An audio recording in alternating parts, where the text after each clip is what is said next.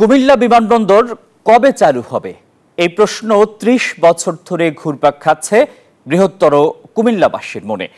বিশ্লেষকরা বলছেন কিছু উদ্যোগ নিলেই এখান থেকেই অভ্যন্তরীণ রুটে উড়োজাহাজ চলাচল করা সম্ভব। এইচএম মহিউদ্দিনের পাঠানো তথ্য এবং ছবিতে ডেস্ক রিপোর্ট। হঠাৎ দেখে বোঝার উপায় নেই এটি একটি বিমানবন্দর। সড়কের বেহাল দশা, অধিকাংশ এলাকায় চাষ করা হয়েছে গরুর ঘাস।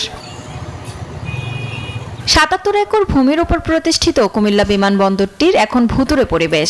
গত ৩০ বছর ধরে এটি নিষ্প্রাণ। বর্তমানে প্রতিবেশী দেশ ভারত সহ বিশ্বের বিভিন্ন দেশের ৩০ থেকে ৩৫টি বিমান দৈনিক সিগন্যাল ব্যবহার করছে। বন্দরে ২৩ জন কর্মকর্তা কর্মচারীরাও কাজ করছেন। বান্ডেল থাকলে প্রতি সেনমানিতে টাকা বাঁচবে।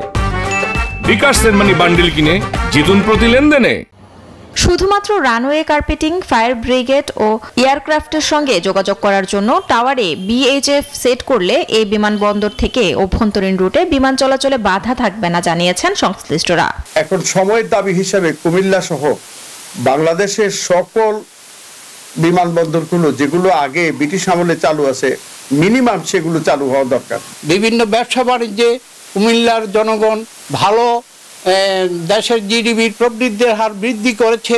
এই জন্য আমি চাই অতি সত্বর এই সকল ষড়যন্ত্রের কবল থেকে মুক্তি পাক, কুমিল্লা বিমানবন্দর চালু হোক। কুমিল্লা বাংলাদেশের মধ্যে সবচেয়ে সোর্স অফ ইনকাম হলো কুমিল্লা।